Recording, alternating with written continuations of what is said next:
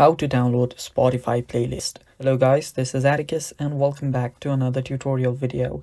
In today's video, I'll teach you guys how you can download Spotify playlist. So without any further ado, let's dive right into it. The first step here is open up your Spotify.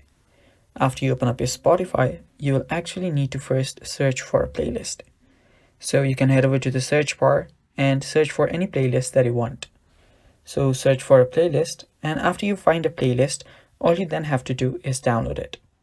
So let me just scroll down till I find a random default playlist. So let's say I want to download this one. After I open it up, you will see an option to download this. You will see a download button right here. Tap on the download button and it should start downloading and getting added to my library. Now you can access all of these downloads from your library that is on the bottom right. And that's basically how you download Spotify playlist. Thanks for watching. That's all for today's video. Stay tuned for more and bye-bye.